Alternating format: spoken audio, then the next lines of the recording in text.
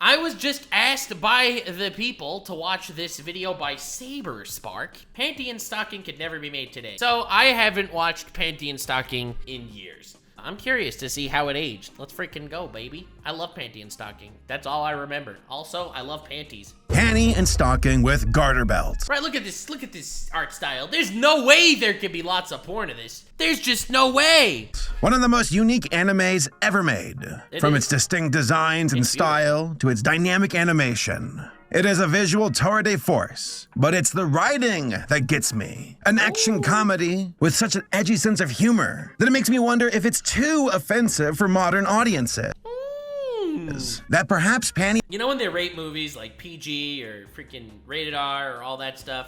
Bro, they need a new rating for stuff that would have been accepted 5 years ago, but too far right now. Panty and Stocking could not succeed in today's current media landscape. Hell, you got people on TikTok already protesting the reboot, calling it problematic. Let's go! I love problematic things! I am single and looking for some mingling. Fatty. Suck my giant you fairy. I would totally have his abortion. It is so ridiculous. I didn't remember that line! I would totally have his abortion. Oh my god, dude. Ridiculous. So overwhelming. So absolutely insane that if it was an online browser, it would be the literal opposite of this video's sponsor. You will be needing that extra power to get through the unapologetic and chaotic ride that is Panty and Stocking. Oh my god. Are you on a diet? You can tell me. Of course not. Why would you say that? I'm naturally petite and thin. I'm the reason tweens make themselves hurl. Uh-oh. Peekaboo. I saw it. There it is. There it is again. Hello. Is Panty and Stocking fat shaming? Listen, I've seen titties, but this is worse than anything I could have imagined. Still there. Fatty. Fat ass. One more hit. Fatty. How this show came to be, why it's so controversial, and if it would be rejected nowadays by the modern online world. One that is much more sensitive and outspoken against cynical and edgy humor. Strap in, folks. We're in for a wild ride. Take one and pass it back. Hey, what are you girls doing? Bro, So, what did she just make? what are the origins of Panty and Stocking? What are the orgies of Panty and Stocking? I could tell you. I've seen it all over on x.com. Who unleashed this chaotic anime onto the world? Well, that would be Studio Gainax, a legendary anime studio with a massive rosters of hits like Neon Genesis Evangelion, FLCL, and Gurren Lagann. It was actually right after Gurren Lagann where the team went on a trip to unwind. While completely drunk off their asses, they came up with nearly all the ideas for Panty and Stocking, That's wanting crazy. to really cut loose and try something completely different from their previous work, both in tone and aesthetic. Panty and Stocking was unlike anything the studio had ever done before. Or hey, the anime industry for that matter. While it had messed around with absurdist stories before, like an FLCL, Everything Gainax makes is so wild, but it's just so good.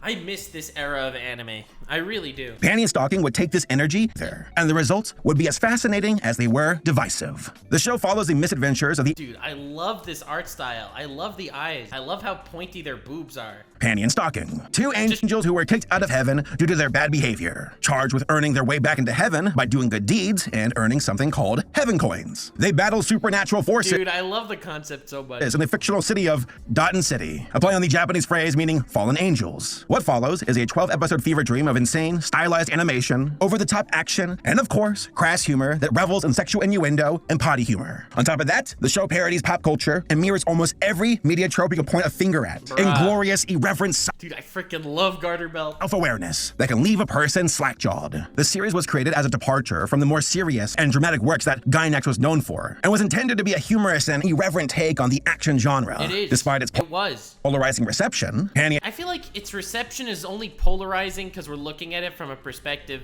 today. Like, at the time, I don't think it was really polarizing. I kind of feel like everyone loved Panty and Stocking when it aired. and Stocking with garterbelt has had a lasting impact on the anime industry and remains a unique and memorable entry in Gainax's extensive catalog of work. The series was directed by Hiroyuki Imashi, who brought his signature style to the show, blending traditional anime techniques with elements of Western animation. The series pulls from a lot of different influences, from anime like drugs, like alcohol. Of course, to Western animation, to that type of influences. other Japanese properties like tokusatsu, with a Monster of the Week format with each ghost villain, and specifically the endings with the physical props of the monsters exploding at a flat angle when defeated. Which is just so much personality. There's so much personality in Panty and Stocking that you don't see anymore. Why is it that everything with real personality, flavor, and something different needs to be classified as so edgy to the point that we don't do it anymore?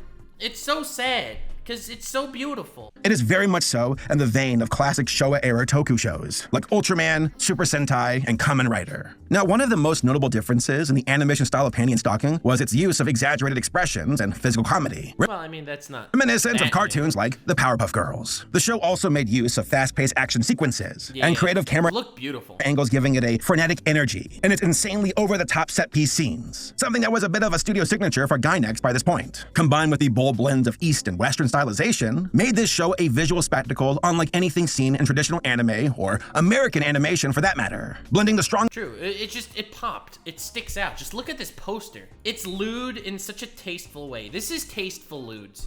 aspects of both into something fresh and unique. Now, and then people started bitching. This part caught me off guard. Hiromi Wakabayashi, who provided the initial idea for the series, said that Drawn Together was an inspiration for the show's crudeness. What? I did not know that. That's crazy. People have been telling me I have to watch Drawn Together on stream also. Maybe that'll be on the list too. Quote, a few years ago, I, along with other Gainax staffers, at an American convention, were watching the American TV animation Drawn Together, and we couldn't believe that they were showing such explicit things on TV. I thought, why don't we do that? End quote. And then World's End Harem was created. Interspecies reviewers took flight. Hiromi also cited Powerpuff Girls and his love for American shows like Glee and Gossip Girl, which, kind of makes sense. The aesthetic of Panty and Stocking is a far cry from where anime generally plays, especially the trends of its fellow shows in 2010. The much more stylized proportions, the large heads, geometric streamlined anatomy, and thick graphic outlines on the characters are lifted straight from early 2000s Cartoon Network shows. I so agree. Dude, it's like the world is so different. The world has changed.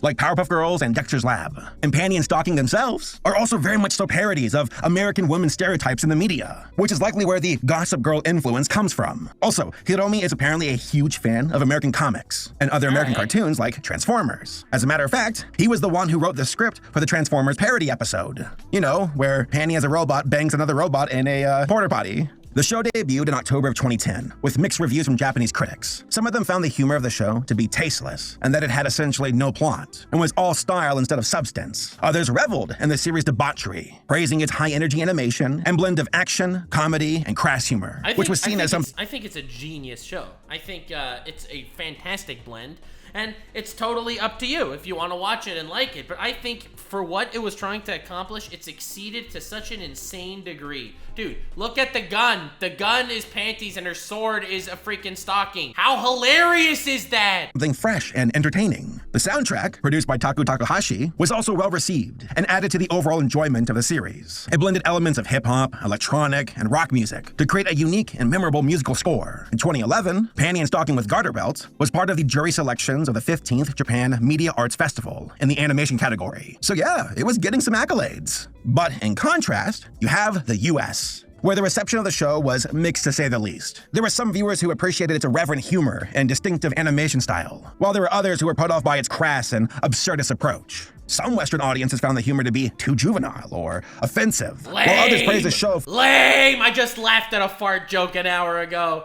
Lame! For its bold and unapologetic approach. Sites like Polygon praised the show, awarding it as one of the best anime of the 2010s. That's right. While other publications, such as Anime News Network, found the show to be unremittingly revolting. Well, that's because Anime News Network is incredibly cringe and wrote a hit piece against me. Coincidentally! Obviously, that has nothing to do with their cringe, the fact that they wrote a hit piece against me. No, that's just total randomness. And generally not funny, and accused the series of having a style over substance approach and generally flawed, tasteless, and needlessly disturbing comedy. Jeez, rough crowd. Despite this rough crowd. Never trust Anime News Network for anything like this. They've started articles like, as a woke person myself, I find this, like, distasteful. Like, bro, listen, I think all of us agree that we shouldn't randomly just start hating on gay people. But I don't start every phrase with, as a woke person myself. mixed reception. Panty and Stocking with garterbelt resonated well with audiences. Dude, look at that cosplay they made. Despite this mixed reception, Panty and Stocking with Did she make her boobs pointy? garterbelt resonated well with audiences, though. And the series has gained a dedicated cult following in the US and has been recognized for its place as a unique and memorable entry in the world of anime. The transformation scene and the music with it, Fly Away, has since achieved meme status and was used in a bunch of parodies online. That's right, baby. The Undertale fandom. The Undertale fandom! Always winning, never dying!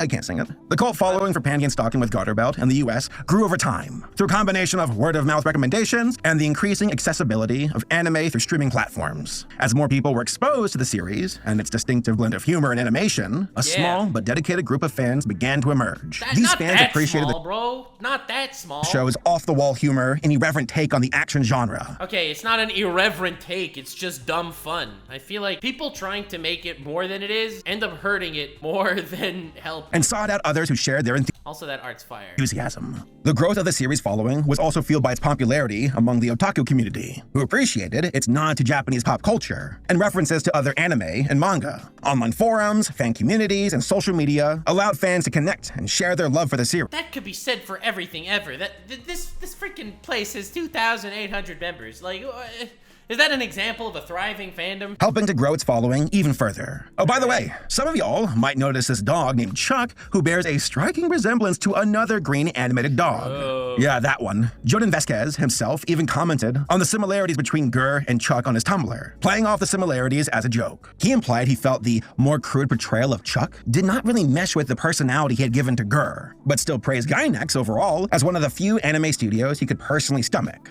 Jeez, wow. Oh, God. Holy shit. I mean, dudes, god damn. I guess he doesn't care for anime. From angels and demons stripping their clothes off to the That's everything. Say that again for the people in the back. Why should you watch this show? Why should you appreciate this show? Why is this a show that everyone should appreciate, watch, respect, and look up on alternative websites? From angels and demons stripping their clothes off. Thank you so much for coming and joining. I'm glad you've joined this extensive review. To the same demons and angels shooting each other right afterwards. That's the dream. That is the dream. Among all the craziness, there was a plot that was slowly advancing throughout the show. Yeah, this is the hell of a boss before hell of a boss. Which is Panty and Stocking trying to get those heaven coins and go back to heaven. Did they ever achieve their goal at the end? Well, let's just say that this show has one of the most bizarre endings ever conceived in an anime. What happened, you ask? Well, it ended on a massive cliffhanger. Spoiler alert, it revealed Stocking was a ghost herself, who murders Panty. And then the show just abruptly ends. Boom.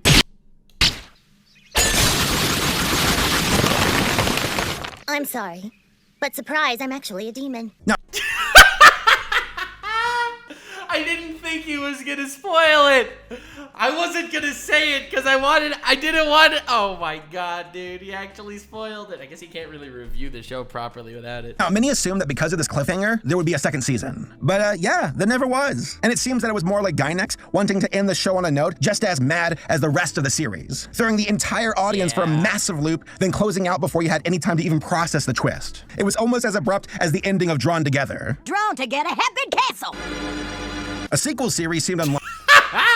What? That is how they ended the show? Oh my god. As Hiroyuki, the director of Panty and Stocking, left Gainax and went on to co-found Studio Trigger in 2011, bringing the same kind of energy that defined Gainax. Don't you dare compare Panty and Stocking to Kill la Kill. Projects. Trigger is essentially viewed by the public as the successor of Gainax, and have gone on to produce a number of critically acclaimed and popular anime series. Kill la Kill, Little Witch Academia, Promare, and most recently, dude, why are you mentioning the bad ones? The hugely successful cyberpunk edgerunners on Netflix. There we go. However, that's a good one. That's one that you can mention. With Panty and Stocking still being owned by what remains of Gainax, which had at this point remained largely inactive ever since the founding of Trigger, it seemed that a follow-up to Panty and Stocking wouldn't happen. And even if it did, the director behind the series wouldn't even be involved. Now, there was a small blip of hope for a sequel in 2016, when a Twitter post from Gainax West vaguely hinted at coming soon the Stocking announcement. Speculation immediately abounded, pondering if this was the first hint at a second season. Hope intensified further when additional posts confirmed that the announcement wouldn't be a pachinko machine, or a social network game, or an additional Blu-ray release of the first season. And instead said, quote, "We're offering something new for fans of the series." So, I freaking hate when they do this. what was it? The teaser ended up being a Panty and Stocking themed cafe. Bastards. I want Like anyone cares. to go, but bastards nonetheless, right? Why do they toy with our hearts? Since Gynex has essentially dissolved, and most of the studio went on to form Studio Trigger, the likelihood of a follow-up to Panty and Stocking is almost certainly never going to happen. That ending cliffhanger seemed very much so intentional. Hold it!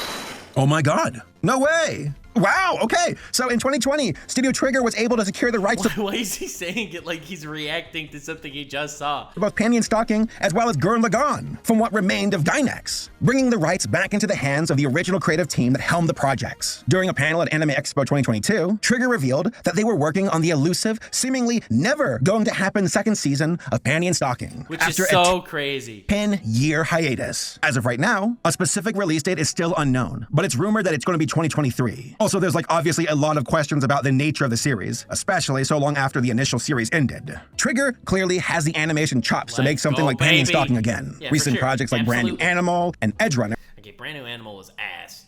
prove that. Edge Runners was great. Not that there was ever any doubt at all to begin with. There was doubt. There was a point where Studio Trigger was really making shit. And considering the creative director of the series is the current co-owner of Trigger, the Let's heart of go! the series will most likely survive the 10-year hibernation. That's right, to get canceled on X.com. Man, I'm really excited to see all those X videos released, how they're gonna cancel it. So here comes the real question, and the one that actually concerns me is if a show like Panty and Stocking can survive in 2023. The answer is yes. People will hate it. People will scream. People will cry. But it will freaking take off. Panty and Stocking, like I already mentioned before, is not Oh my god! For free? Dude, I'm not paying anything for this, and for free I just get these puppers over here? safe when it comes to its content. It has very little interest when it comes to catering its sense of humor to political correctness. Even back in 2010, the series had no issue making fun of the Catholic Church, showing the priest Garterbelt as a sexual deviant, and implying that he had sexually abused briefs off screen, like multiple times over. Alright, in their defense though, I feel like Christianity is the easiest religion for Twitter to criticize. I feel like priests are one of the most easily targeted victims of satire in the history of the world. Which is used as the butt of joke after joke after joke, and nothing more. The show also had an entire episode based around Panty and Stocking, shaming each other for eating too much and getting fat, and going through multiple extreme diet techniques as well, as also lamenting being overweight in general. And yeah, that's just the tip of this iceberg in terms of lines the show would cross. Also, to be fair though, I feel like every time fat phobia gets brought up as a criticism, there are all these other people saying that I'm not making fun of fat people, I am inspiring fat people, I am helping them. And then the whole discussion really just goes off a cliff. That were even considered a bit too much even back in 2010. But in 2023? Oh, this year is an entirely different beast. There are people online nowadays who are much more sensitive to this kind of content and have no issue putting so-called problematic content on blast and pushing it for cancellation and disparaging. And unfortunately, for them, that never freaking works unless the show, whoever's running it's a pussy and they give in. Listen, here's a lesson for you. The only person who can really cancel you is yourself. Otherwise, you'll be fine. Or you do something horrible and, well, illegal. But if you're not doing anything illegal, the only person that can cancel you is yourself. Anyone who is not as equally outraged as them. Following the announcement of season 2 of Panty and Stocking, TikTok exploded with content ripping on the show in general. You guys stop supporting Panty and Stocking. The whole show and books are just straight racism, cultural appropriation, lesphobia. I didn't even know that was a thing. The whole point of the show is literally stupid as hell. Calling out its offensive issues. And even calling its simplified style, combined with the sexual acts of the characters as bait for P words. I can't say it. YouTube would kill me. Dude, they're not lollies. What? The That's just an art style. characters look too much like children and were stand-in for kids, which... What? Like, the thought of that is just absurd. It is ridiculous. But if you see Panty and Stocking and you see kids, then I feel like we're watching different shows. That is absolutely not what the show is trying to do. But this is the climate that a new season of this show is stepping into. And it's worth acknowledging as... It's worth acknowledging that it's gonna get a ton of shit. It's gonna get a ton of hate. People on Twitter are gonna be baby rage mad. Someone's gonna get 60,000 likes talking about how horrible the show is. And it'll just make the show more popular. It'll get bigger and everyone will be happy, especially me, because I love chaos. a potential issue for the show. Like, I can only imagine that any of us that are Sorry, not on Twitter, on X videos. Online are going to be hearing a lot about this show one way or another. I hope so, because if that happens, and there's more hype, and then when I react it, I'll get canceled, which in turn will only make me stronger. Ladies and gentlemen, we come full circle. The new season finally drops. I guess we'll find out soon enough. Please, my donut, eat my donut. I've got a donut for you. Panty and Stocking is one of the most unique animated shows ever made, and is a great example of combining Western animation influence into anime, which isn't very common. Usually it's the other way around. I love how the two examples he uses for, you know, Western animation that got inspired by anime are literally my two favorite animated TV shows of all time. Other way around. But Panty and Stocking was different. From its distinct character designs, to its smooth and dynamic animation, to its irreverent writing, Panty and Stocking has firmly cemented itself as a standout in the world of anime. Yes, I admit, it is not perfect, and quite a few of the jokes are dated or just never hit to begin with. Yeah. But most of the flaws... It's not a perfect show, and I don't think it's trying to say anything deep, and I also don't think it's trying to offend you. I just think it's trying to have fun with edgy themes, and I think that that is such a respectable position to have. ...of the show that are just like, hey, I don't dig potty humor, but I'll let it pass, or, oh, that's kind of hypersexualized and irreverent, whatever, I'll let it slide, or it's kind of funny here and there. Those kinds of flaws, to me, make it stand out that much more, because they were trying to do something different. With Season 2 slated for a 2023 release, I guess we'll have to wait and see if something as shocking and sardonic as Panty and Stocking could still succeed in this current media landscape. Things have changed so much since 2012. Though it can also be argued that people getting upset over Panty and Stocking is nothing new, since they've been upset It's gonna be so much fun. I love watching people get upset over stupid things. For even back in the day when it first was released. But nowadays, it could get ugly. Though also, this could completely backfire on the detractors because, hey, controversy sells, it might make the show... That's right, exactly! ...that much more popular. I mean, hey, look at that Harry Potter game that came out. Oh, God. I never heard of it, but then I saw reports saying, it's one of the best-selling games or most streamed games on Twitch, so...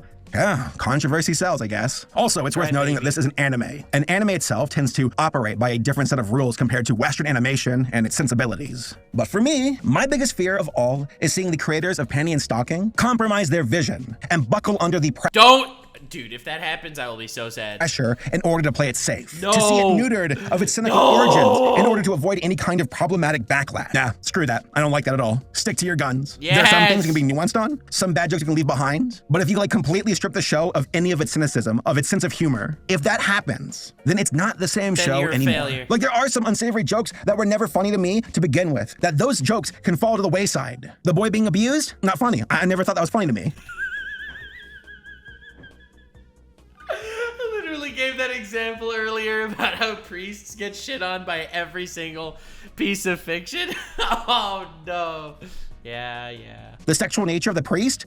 Lol, Catholic priest, right? That's the joke. Not funny to me. But if the entire show decides to become kind, safe, sensitive, then why come back at all? True. There's definitely, again, a nuance to this dance, but I think it can be done. Hell of a Boss does it. They walk that was the example I gave earlier. tightrope, and You see, but I think the major difference between Hell of a Boss is it's an indie animation, right? It's surviving on YouTube. There's literally one person that makes all the decisions. I think that's so much healthier than someone that has to appease brands, and it has to appease mobs, and it has to appease people, and they need to appease a board. That's a much harder place to juggle, which is why I love that Hell of a Boss is doing so well. Bet you Panty and Stocking can as well. So yes, I recommend Panty and Stocking. The writing, the jokes, the characters are not perfect, but it is definitely a unique spectacle that oozes unapologetic style and passion. Hopefully, Season 2 can improve on the original series and rock the boat in a good way with this current media landscape, one that is much more sensitive and difficult to traverse. But folks, could you imagine this show coming back today? What if it was released now? Yeah, the show that inspired Panty and Stocking. The show that was so offensive, so shocking, that mid-2000s Comedy Central canceled it. Drawn Together is literally the antithesis of the modern online world in almost every single way. I have to watch this show. I guess I'll review it. Oh my god. What just happened?